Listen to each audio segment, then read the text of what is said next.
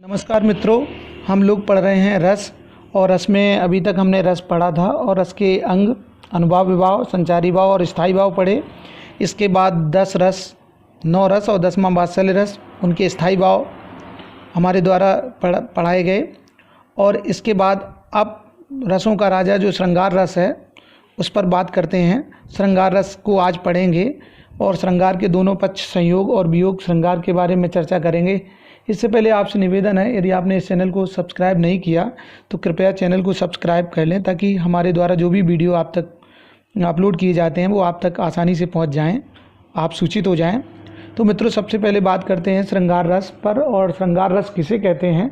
हम सब जानते हैं कि श्रृंगार का स्थायी भाव रति है और रति का तात्पर्य होता है प्रेम। जहाँ पर प्रेम भावना का वर्णन हो काव्य में, वहाँ पर श्रृंगार रस होता है। और चाहे वो नायक नायिका के मिलने का या बिछोड़ने का कोई भी स्थिति हो, वो श्रृंगार रस कहलाता है। अगर इसे व्यवस्थित परिभाषा दें तो रसिकों के हृदय में रति नामक स्थायी भाव की उपस्थिति में अनुभाव, विभाव और संचारी भाव का संयोग हो जाता है। ये मिल जाते हैं तो वहाँ पर श्रृंगार रस की निष्पत्ति होती है। और श्रृंगार रस का जो आधार है वह प्रेम है। इस श्रृंगार में नायक नायिका के प्रेम का वर्णन होता है। वो कहाँ पे भी, कोई नायक नायिका पौराणिक हो सकते हैं या वर्तमान समय के भी हो सकते हैं। तो इस तरह से काव्य में जहाँ पर नायक नायिका के सौंदर्य, श्रृंगार, मिलने का, बिछुड़ने का वर्णन होता है, वहाँ पर श्रृंगार रस होता है। और श्रृंगार के, जैसा कि मैंने अभी बताया था कि श्रृंगार के 2 पक्ष होते हैं, 2 पहलू हैं। एक तो संयोग श्रृंगार और एक वियोग श्रृंगार। संयोग श्रृंगार में नायक नायिका के मिलने का वर्णन होता है, प्रसन्नता का वर्णन होता है, सौंदर्य का वर्णन होता है। वियोग श्रृंगार में नायक नायिका के बिछुड़ने का वर्णन होता है, विप्रलंब है वो, और उसमें नायक नायिका की वेदना का वर्णन होता है, पीड़ा का वर्णन होता है। कई बार पीड़ा बहुत ज़्यादा बढ़ जाती है तो जो करुणा का स्वरूप भी धारण कर लेती है। तो अब हम बात करते हैं जो पहला पक्ष है श्रृंगार का, संयोग श्रृंगार। बड़ा सुखद पक्ष है, जहाँ पर नायक और नायिका के मिलने का वर्णन हो, सुखद अनुभूतियों का वर्णन हो, वहाँ पर संयोग श्रृंगार होता है।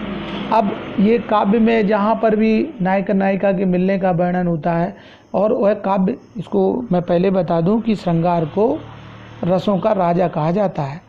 तभी बसंत ऋतु का जब वर्णन होगा तो श्रृंगार वर्णन अपने आप ही हो जाएगा।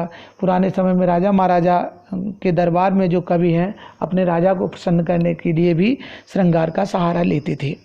अब ये उदाहरण देख लें संयोग श्रृंगार के कि बतरस लालच लाल की मुरली धरी लुकाए, सहों करें भुवन हंसें देन कहे नट जाए। मैं बताऊं, सर्वकालिक नायक हैं श्री कृष्ण श्रृंगार के। तो यहाँ पर बतरस लालच लाल की, गोपिकाएं श्री कृष्ण से बातें करने के लिए के लालच में मुरली धरी लुकाए, उन्होंने मुरली को छुपा दिया है।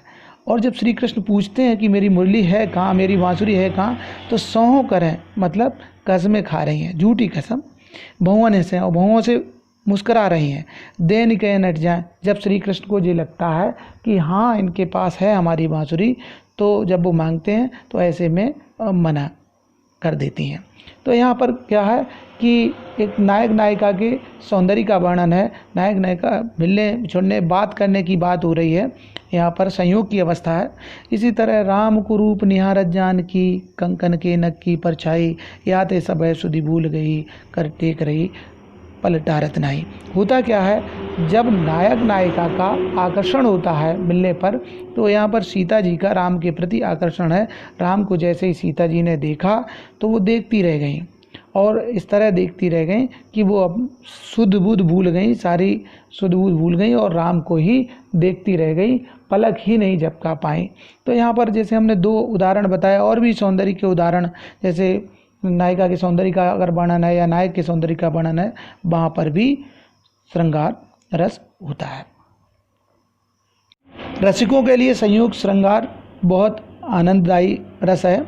इसके बाद आता है वियोग श्रृंगार, इसी का दूसरा पहलू। चूँकि जब नायक नायिका के मिलने का वर्णन है तो स्थितियाँ ऐसी भी निर्मित होती हैं जहाँ पर नायक नायिका को बिछोड़ना भी पड़ता है। तो काव्य में जहाँ पर नायक नायिका के विरह अथवा वियोग का वर्णन हो, वहाँ पर वियोग श्रृंगार कहते हैं। इसे विप्रलंब श्रृंगार भी कहा जाता है।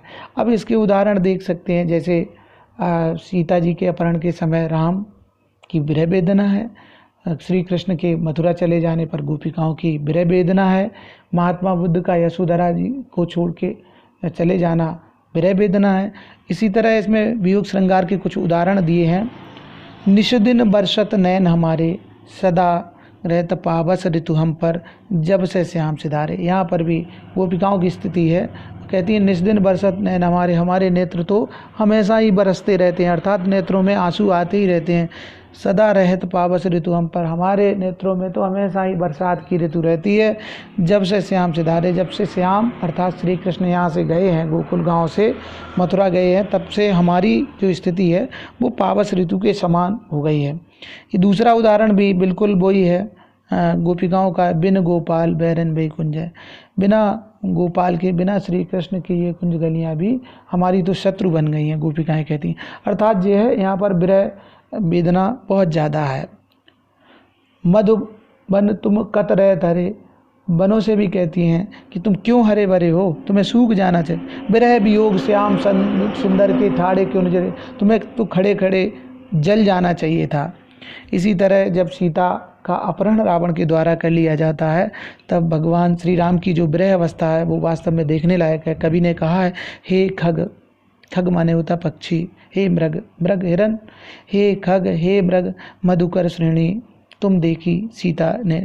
मतलब राम जो है विरह वेदना के कारण इतने आकुल व्याकुल हैं, वो पक्षियों से, वो पशुओं से, पर्वत श्रृंखलाओं से पूछते हैं बार बार कि हे पशु, हे पक्षियों, हे जीवधारियों, आपने अगर हम सीता को देखा हो तो बताएं। तो ये था श्रृंगार रस, श्रृंगार के दोनों पक्ष, संयोग और वियोग।